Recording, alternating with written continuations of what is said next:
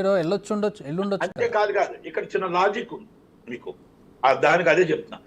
ఇక్కడ మీకు ఏంటంటే 5 గంటలకల్లా 6 గంటలకల్లా ఎలక్షన్ కోడ్ అయిపోతుంది. అప్పుడు దాకా అక్కడ వెళ్ళిపోయి అన్ని అవుతున్న కార్యక్రమాల్లో విజయమ్మ 1:20 ఒక లెటర్ పంపించింది.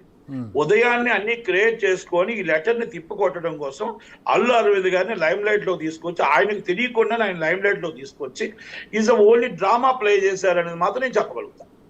ఇది వైసీపీలో డ్రామా. ఇది రవి గారికి తెలుసా లేదా నాకు తెలియదు, ఇది అర్జున్ గారికి తెలిసి ఉండకపోవచ్చు.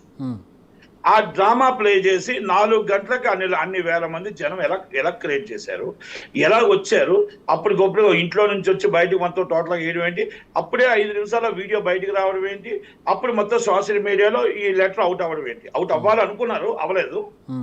అంటే ఇదంతా ఒక వైసీపీలో ఈ సోషల్ మీడియా, ఇది మా సజ్జల రామకృష్ణారెడ్డి గారి కొడుకు అవ్వచ్చు, లేకపోతే వైసీపీ సోషల్ మీడియా డ్రామా అవ్వచ్చు, ఐపాక్ టీమ్ డ్రామా అవ్వచ్చు.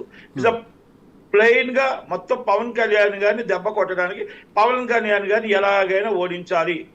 ఇంకొకటి, అక్కడ 4:45 జగన్మోహన్ రెడ్డి గారు పిఠాపురం ఉన్నారు. మీరు బాగా అబ్జర్వ్ చేసుకోండి. ఇక్కడ ఈయనున్నారు Pithapuram last meeting. Yes deputy గా నేను నా అక్కని వంగా గీతా గారిని డిప్యూటీ సీఎం చేస్తున్నానని ఆయన అక్కడ లాస్ట్ మీటింగ్ అక్కడ. అంటే పవన్ కళ్యాణ్ ఓడించాలి, పవన్ కళ్యాణ్ అసెంబ్లీ అడుగెట్టకూడదు అని ఒక పట్టుదలతో ఇక్కడ ముద్రగడ పద్మనాభం కుటుంబంలో స్విచ్ పెట్టారు. అక్కడ వచ్చి ఆయన డిప్యూటీ సీఎం అన్నాడు, అక్కడే కూర్చున్నాడు.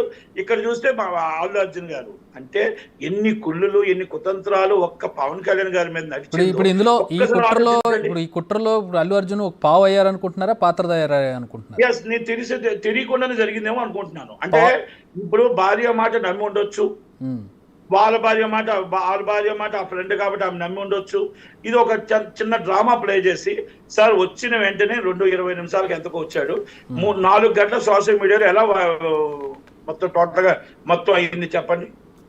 మీరు ఒక్కసారి ఆలోచించండి. ఇప్పుడు మనం ఒక స్ట్రాటజికల్ గానే జరిగితేనే అట్లా జరుగుతుంది. ఆ టైమింగ్ స్ట్రాటజికల్ గా జరిగితేనే అలా జరుగుతుంది.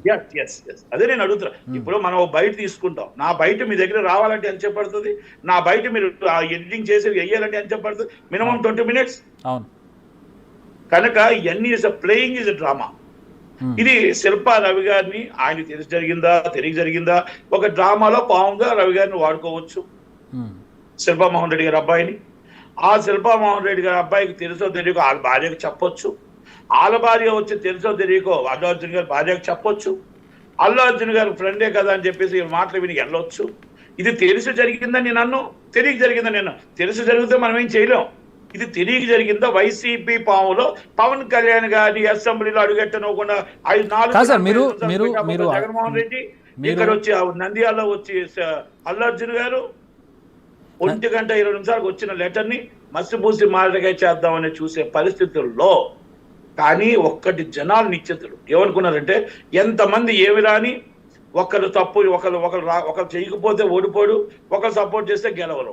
కనుక అందుకే ఆయన్ని అంత మెజార్టీతో నేను ఫస్ట్ నుంచి చెప్తాను. ఫిక్స్ అయ్యారు అంటే ప్రచారాలు స్ట్రాటజీలు ఏవి పనిచేయలేదు, ప్రజలు ఫిక్స్ అయిపోయిన తర్వాత కూడా.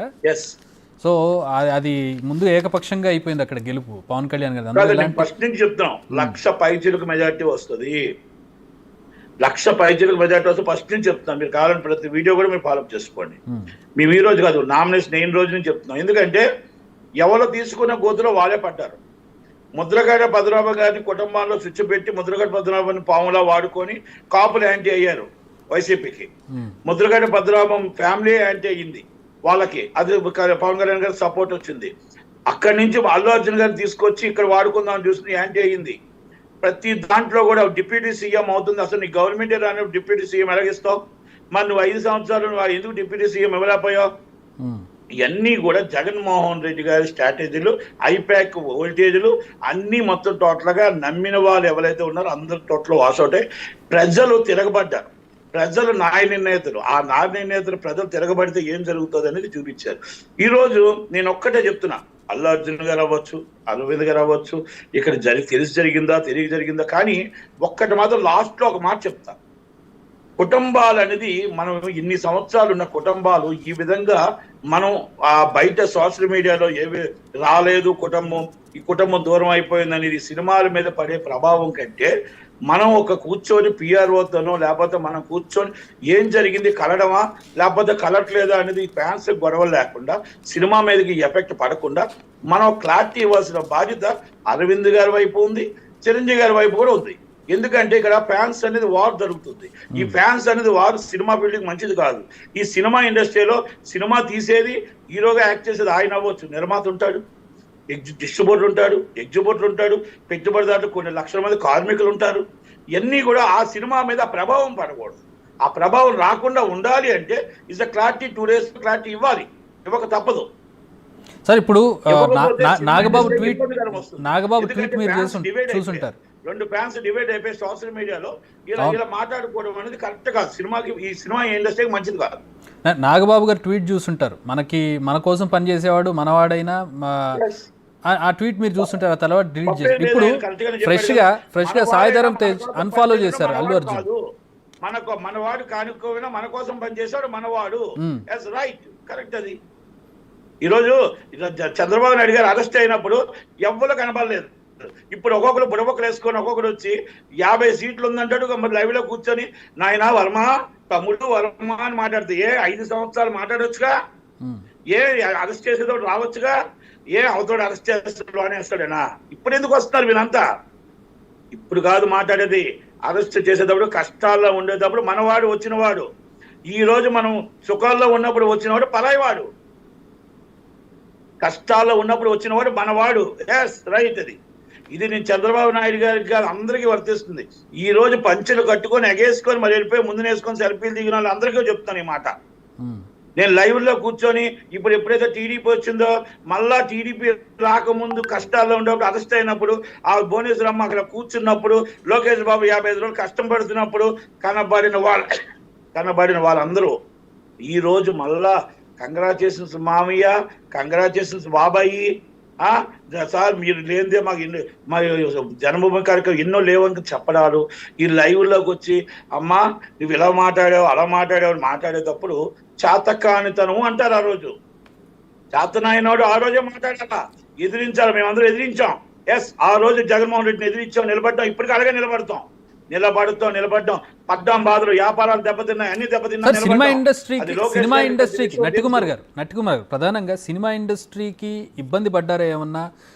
చిరంజీవి గారిని మిగతా స్టార్స్ని పిలిచిన మహేష్ బాబుని అలాగే ప్రభాస్ని పిలిచిన సందర్భంలో కూడా చాలా కాంట్రవర్సీ క్రియేట్ అయింది.